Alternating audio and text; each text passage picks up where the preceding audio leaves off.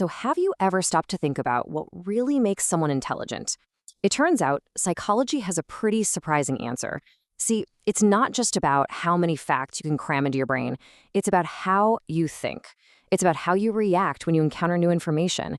And maybe most importantly, how willing you are to question what you think you already know. Now, I know this sounds totally backwards, right?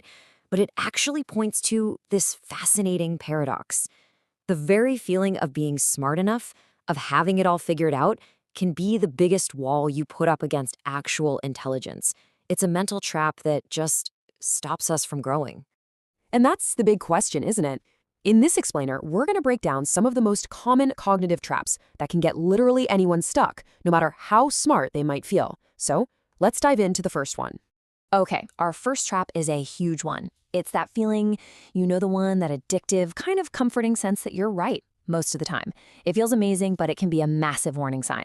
Think about it. If you rarely, if ever, question your own conclusions, you're probably not seeing the whole picture.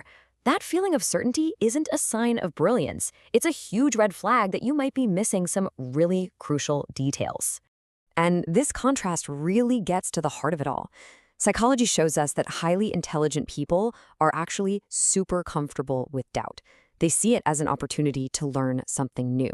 But on the flip side, lower cognitive flexibility means you're just clinging to the comfort of being certain, even when you might be dead wrong. And yep, there's a name for this whole thing, the overconfidence bias. It's that classic situation where knowing just a little bit about a topic makes you feel like an absolute expert. And this illusion of clarity, that's the very core of our first trap. So that leads us perfectly into our second trap, and you'll see how these things build on each other. This one is all about mental flexibility, or, the total lack of it. It's what happens when our ideas stop being ideas and start becoming a fortress. We have all been there. You're in an argument, and you're not even fighting for the idea anymore. You're just fighting because you don't want to lose. Well, when protecting your ego becomes more important than actually finding the truth, your thinking just becomes rigid. And rigid thinking is the absolute enemy of growth.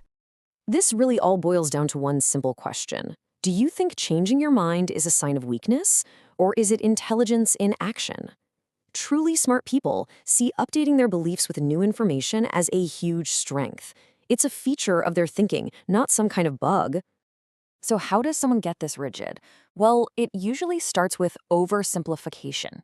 You take a really complex gray issue and you boil it down to a simple black and white always or never. Once you've formed that absolute opinion, your mind just kind of closes up shop to any new evidence. That's the rigidity block, right there in action. And that rigidity, well, it leads us straight into trap number 3. This is what happens when that fire to learn, to know more, just goes out. The second you think, I know enough about this, that's the second you stop learning. We call this the curiosity shutdown. It's when you stop asking questions, you stop exploring, and your brain basically stops building its own library of knowledge. And make no mistake, this is so incredibly important. As psychologists have shown, curiosity isn't just some cute personality trait. It's a powerful engine for intelligence. It's what pushes us to look deeper, to understand the world in a much more complex, and honestly, more interesting way. So, what's the practical difference here? Well, a stagnant mind just accepts information as it is, but an expanding mind, it's always probing. It asks, wait, why is that true? And, okay, but how does that actually work? Those two simple questions are the key to getting past a shallow, surface-level understanding of anything. All right, let's move on to our final trap. Now, this one isn't just about how you think. It's about how you react when things inevitably go wrong. Look, everybody faces setbacks. But if your immediate, default reaction is to point the finger at someone else or something else, that's a huge sign you're avoiding a really crucial part of learning, self-reflection. And without that, you can't improve because you never actually see what part you played in the outcome. In psychology, there's a powerful word for this ability to look inward. It's called metacognition, which literally means thinking about your own thinking. It's this incredible skill of being able to step back and analyze your own thought processes, and it's a massive indicator of higher intelligence. This one simple difference creates two totally different paths in life.